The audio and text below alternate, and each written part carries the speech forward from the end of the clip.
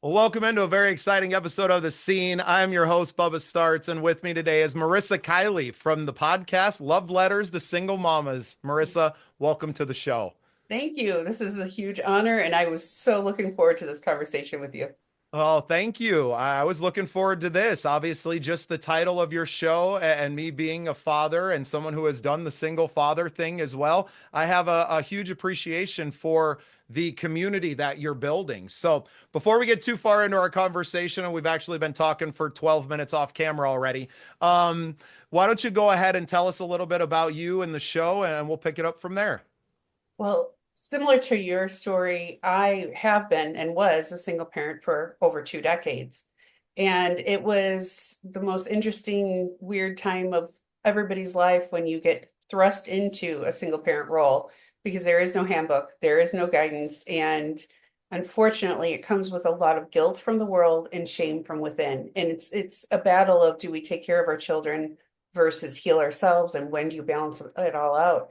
And the good news is, as you become the older single parent, meaning that, things have shifted in life and you're able to look at things through a different and a healthier perspective.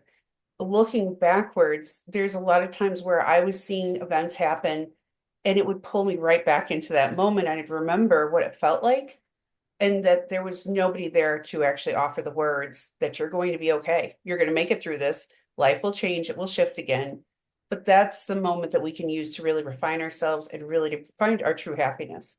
So instead of just talking about it anymore, I decided to jump in. I have a background as a public speaker as well. And so podcasting for me felt very organic and very natural.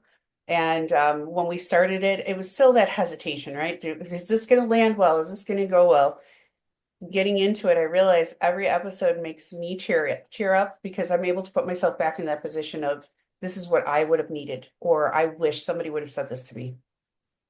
And in its essence, that's what podcasts are. That is exactly what I say it a lot on this show and on my other show, Get Better Together, that this is how God is speaking through us sharing our story and getting this out here. Like, this is how we not only heal ourselves, but this is how the world is healed.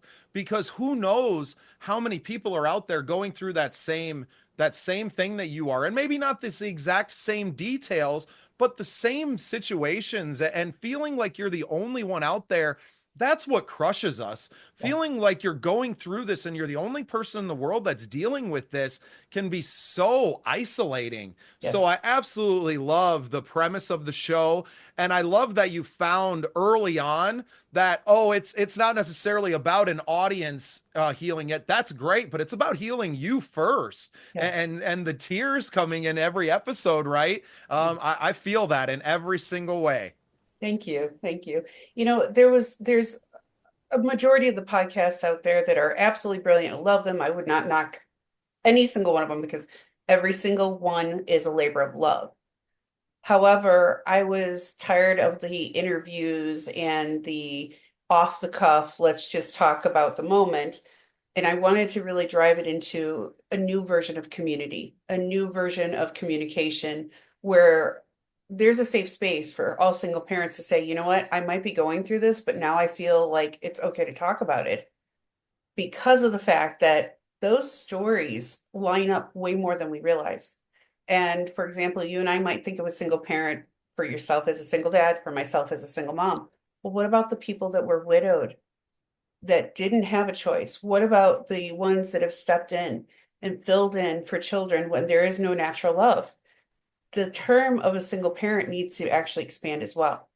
We need to talk to all of them and remember that all of them are included, all of them are safe to talk about their problems just as much as we need it as well.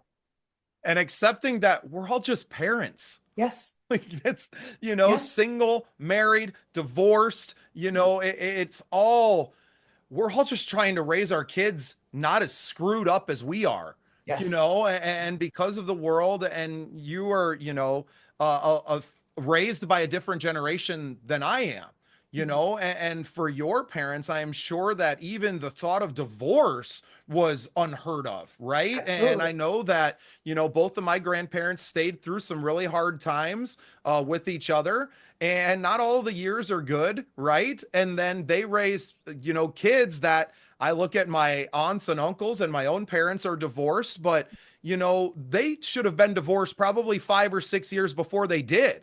because what they ended us dragging us through as children Yes. screwed all of us up.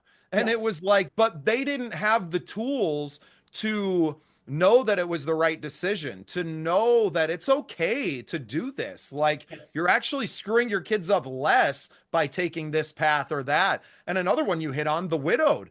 The widowed single parent that is dealing with a whole different set of circumstances and trauma Yes. than, and the children of that situation as well, right? So amazing. I left my oldest son and my two younger ones. I did 2 years in prison, Marissa, to share Mhm. a little bit about me and to get a little deep on this episode. And you know, I could have stayed in Mexico. I was in Mexico for a year on the run with my son and a daughter that was on the way, but I had to make the personal choice that, like, you're not going to do this to them.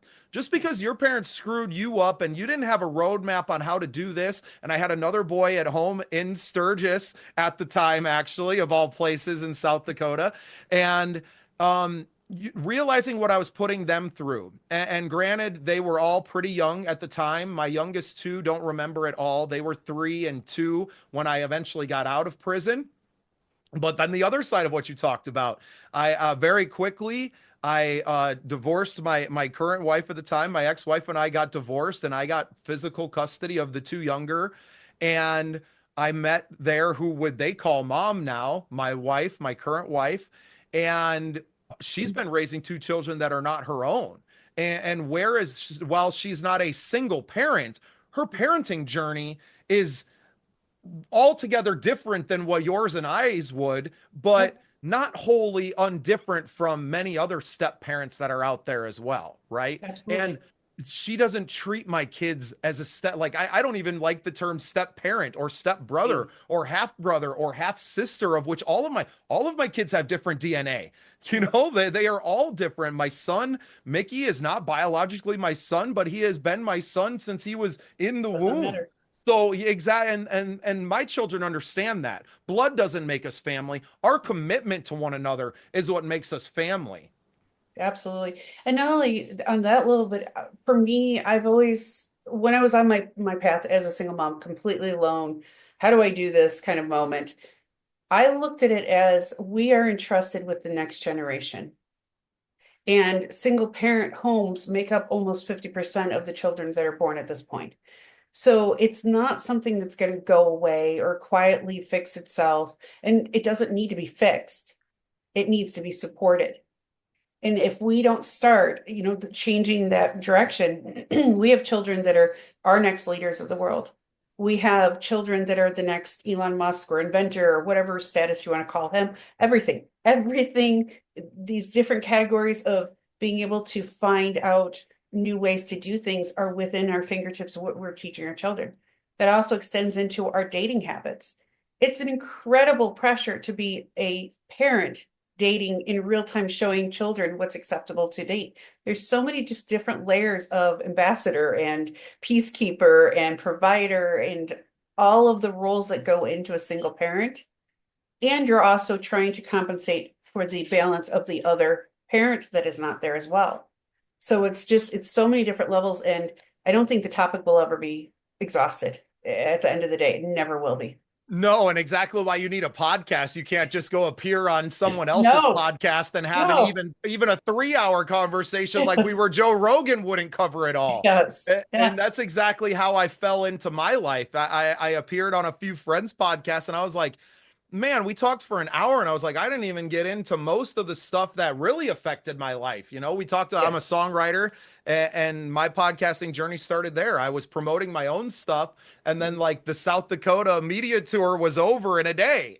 I was on the local news, the local radio, and the two podcasts in the state, and then it Yeah. was over. And I was like, oh, we could probably use more of these. And being in my friend's studio was like, hey, I have all of this at Mhm. home. And now realizing that you don't need all the fancy equipment to get there. You No. need a Zoom and YouTube, which are, pretty low cost at the end of the day, and you can be sharing your message. And that's what this medium is, and that's how it's healing the world. Yes. Well, and for us, the podcast is just a part of the system. And I'm one of those people that I did not take that step into coaching, and there was a reason for it. I've been an entrepreneur for 20 years. And so for me, this was a part of our bigger push to build authority for the company that we are growing. For us, it's about how do we reform education for single parents? How do we reform the conversation and open up new dialogue that's healthier? There's so many different nuances to every category. Again, like you said, a podcast doesn't cover all of it. That's why we are not stopping there. We have so many other ventures that we're working on. First and foremost is education. And so my heart is there. So it's almost like a guilty pleasure for me to be able to do the podcast part, because it's, again, as we talked about, healing for me, healing for others. And it's just being put out there in the world without the expectation of needing anything in return. And it feels so free and so beautiful that it's like, okay, not only should everyone write a book, but everybody should force themselves to do a podcast somehow, some way, because the journey is incredible that we receive in return. Right. At the very least, to go be a guest on a podcast, right? Yes. And to share it. And even if it's your friend's podcast and the topic isn't something that, like, it doesn't matter. Just go and talk and put it. Yes. And what I've said is it's all those things, right? It can be an authority builder for a business, or it can just be an archive for your children, Yes. right? I talk about a lot of stuff, on Get Better Together that I wouldn't share with my 8, 9, and 12-year-old, right? But there's a lot of stuff that when they're 16, I don't necessarily have to be having the conversation one-to-one with them either. Honey, you Yeah. can go on YouTube and go learn about daddy from him talking to other people, Mhm. right? And seeing that in that world. And that's something that we did not have 20 No. years ago, Yeah. right? You were raising your kids and going through your struggles in a completely different landscape than we are today. I love the heart that you have to help, and the recognition of it, that no, this isn't for me, although it is helping me. It's for something much greater. And this is how we heal the 7 generations after us, not Yeah. just our own kids, because then our kids are going to raise their kids differently, and Mhm. those kids are going to learn and raise them differently. And being able to look at grandpa and grandma and go, wow, they were really smart and talking about stuff that for us in the world that we were raised in, probably more so you than I, that it was taboo to even talk about these things. Oh my God, you can't talk about that. Like, no, it's my story. I will tell my story to whoever I want to. Someone else gave me this story, and if you are uncomfortable with me sharing that, then you shouldn't have given it to me. Yes. Well, and those are the people that I just have taken my stance. I have a saying that is in the podcast, and I use it all the time for myself, that healthy boundaries are only healthy if we reinforce them. That means us as well. So once we're on our healing journey and we're doing these things, and for me, podcast is helping, yay. But when we do these things, it's very interesting that it alarms others to see somebody moving beyond where they were at. You will get that too. Healing journeys are not for everyone. They're personal. So again, those healthy boundaries have to be reinforced. But at the same time, it's interesting from the inside out, seeing how people react to movement. It's disarming. Some people can't handle it. I actually had to tell somebody that was close to me in the most loving way, I will not hold up my healing journey, and I don't expect for you to. I'm here to support your healing. I expect the same in return. And it when you start to go on that healing journey, and when you heal more and you see it, again, the perspective starts shifting just ever so slightly, and the door opens and it's different. It's so disarming, but also it's like this peace and this calm that you receive in return. There's no amount of money that can be made in any company. I don't care if you build every piece of it brick by brick yourself, but that healing part is such a gift from the universe. It's just so beautiful. That's why, honestly, everybody should force themselves out of their comfort zone, because that's what it takes. Get on the edge of your comfort zone and just close your eyes and say, okay, I'm going to try. Because your message is so important. And again, talking off camera, we grew up very similar, way more similar than probably most anybody else would realize. We have a lot of similarities of the places that we went to and our sayings and our lifestyles. However, you deviated and took a totally different path. I took a totally different path. And yet we're able to come together in conversation in a positive way and compare and say, yeah, I wouldn't, yeah, that place, I would never go there again. Or, yep, I did. We've got those stories. We grew up that same, similar. But at the same time, look at where we are now and being able to come back together, celebrate in this moment in 2025 and say, wow, look at where we've gotten to. It's beautiful to me. Yeah, and I think that therapy is much better served in the open now than Yes, behind a closed door with absolutely. somebody who's collecting a paycheck. I just don't think that it's the way I just don't think that it actually healed anyone. To be Yeah. perfectly honest, I don't know if the whole therapy and the psychologists and psychiatry fields, I'm sure they've helped a few, but on the greater good level, I don't know that it actually suited the purpose to which it was supposed to. I think this is a much more effective way of doing it. And only time will tell how many lives we heal, but we have a mission here. So I know you deviated from the coaching because your mission was different. I in the last 2-3 weeks now have dove headlong into coaching because I have a mission to start 1 million podcasters on their journey. They don't know that they're going on a healing journey necessarily, but that's what it is. That's what podcasting is at its core. And while it, yes, can be a vehicle for revenue or for a message or this or that, it's really a message, a vessel for healing. And Yes. that's what I intend to do, is to keep coaching people to get off the sidelines and just get in the game. And like you said, just go do it. And you don't have to do it forever. Get Mm-mm. your story out there. And no matter how long or short that story is, it's important. Yes. Well, for us, for example, I just actually spoke to the person that's going to do it this morning. We are not translating ours into other languages through AI. I've made that decision because it loses a lot of the velvet, the texture to our conversations. So, for example, in 60 days, we're launching the podcast in Spanish. It's going to be undertaken by another single mom that's 100% fluent in Spanish and English. So then that way it speaks to single moms in Spanish, the native language, with the right tones, the right verbiage to be able to relate on a different level. So we're taking our time a little bit and we are not taking the same path as everyone else. And I think that aligns a lot with what you're saying about coaching people to do it. If the boundaries of it has to look a certain way, it has to be done a certain way, and it has to have a certain message and so much bells and whistles, it doesn't. No. If I would advise everyone, if you want to start this journey, and that's again with you with coaching, I'm a huge fan of Eddie Pinero. Love his podcast. It's spoken word like mine. The kicker? No, no, no, no, no. Sorry, wrong one. Nope, we're not going to sports today. No. Well, I'll have to give it to you so you can link it. But his podcast, if you look him up on YouTube, on TikTok, or any of them, it is spoken in a way that it builds up in crescendos that I don't care if you're in the gym on a treadmill, you're going to stop to take notes from every single episode because it's one thing after another after another after another that he says, and it's like, wow, I needed to hear that today. Oh my God, I needed to hear that too. Wow, sorry, I got to sit down and enjoy this now. I can't even work out anymore. It's happened to me many times. I love the fact that the idea of podcasting really picks up where radio's gone away and where movies are so scripted and you can see the ending. No, I want somebody to give me something original. I don't get that in other vehicles besides a podcast, at least right now in this day and age. That's why I think podcasting is only at the tip of the iceberg of what it will be, even in 10 years.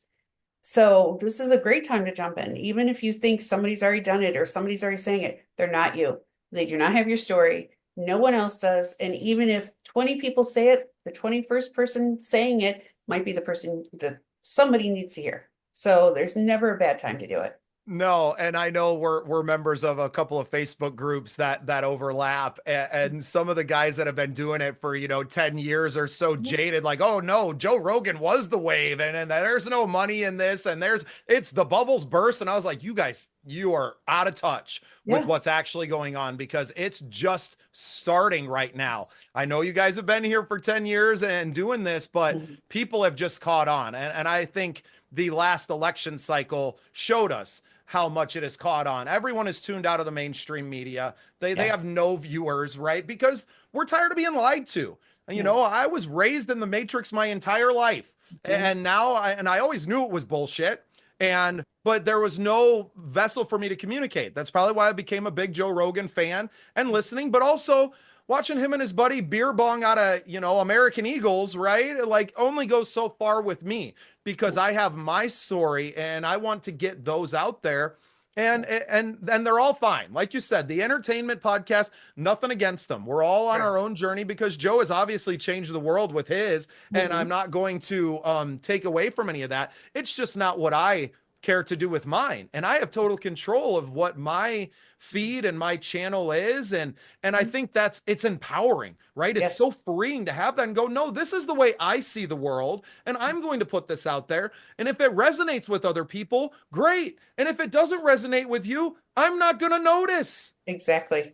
And I realize this. So I've been creating content for a very long time, even with my former business before I started this one. I jumped into Instagram before it was a thing. It was rough, even rougher than it is now, because there were no rules. There was no, well, the algorithm, we didn't even know what the algorithm was. We didn't even know one existed back then. It was just try. And I always reasoned that if there's 20 locations in a town, all in the same industry, trying to get noticed, if I'm the only one on Instagram, well, then maybe I'll catch a little more. I feel the same way about podcasts right now. You can look around and say there's so many people that are doing it, but I can tell you, for example, with my work, working with education, single moms, single parents, it's very hard for me to use the algorithm because there's no categories. Well, guess what? That also makes me an industry of one. I also do not have any competition. There is no one competing against our company doing what we do. And that feels pretty freeing as well. So I think that same conversation can be looked at both ways. Yeah, okay, great. If you're going into the one of the categories talking about football, for example, like we were talking about earlier, yes, there's plenty of options out there, and you're probably going to be right down at the very bottom trying to fight for attention. Well, if it's based upon experience and healing and growth and all of those good feeling things, guess what? You just got rid of a lot of competition right there. Well, because most people aren't brave enough to talk about themselves and to share their Yes. shit. Yeah. And that's where our show, and obviously with what you're doing, we kind of set ourselves apart, is that we are unafraid and Yes. unabashed in our approach to our own lives. To I will turn that mirror, I will share all of my dark secrets with you. Yeah, and that's why you have no leverage over me if you want to cancel me. If I am not canceled yet, honey, then I'm uncancelable, right? So I feel the exact same way. I just told my fiance that the other day. I'm like, one day when somebody says something about their views on my stuff, first of all, I have an entire single mama community to back me, and I will back every single person in the single parent community as well. So go ahead, try and pick me apart. And all the skeletons in the closet, it's in the book that's coming out. So what have at it. what Go can you for say it. to me? I mean, as someone who's, spent time in prison, I've had grown men that have been paid to watch me pee in a cup. What more shame can you bring on me? One of Yeah. them was my brother-in-law now, right? Like I have to go and have Thanksgiving dinner with him. So So get over what it. can you Just let do it to go. me? Yeah. So before I let you get out of here, can you tell us the name of your company first of all, and Sure. share a little bit about that, and give the nice shameless plug before I let you go? Sure, no problem. So I am the CEO of a company called Grit and King, which I am a co-founder of. My fiance was building a company. I was building a company. My company name had grit in it and his had king in it. And we decided, because our foundation of everything we build is our relationship and our lives. We ourselves are a blended family of six. We have six kids. He had three, I have three. We are the modern Brady Bunch in all sorts of ways, and we're cool with it. And so that was the foundation where we started. And so as we added things, we turned it into our umbrella, and Love Letters to Single Mamas is our podcast. And it's also a book that's coming out in a couple of months. And it's just dedicated to dialogue with single moms to tell them you are loved, you are seen, you're not alone, you have your entire community around you. Now it's time to be embraced by your community. So that's what we're doing. That is absolutely beautiful. Well, Marisa, thanks for joining me today. I'm going to have to get you back on a longer form episode with our Get Yeah, Better Together project. And we can kind of go down the road of your personal story a little bit more if you would love to do that with us. I'm an open book as well, so we can do this. Well, Marisa, thanks for being part of the scene. Thank you.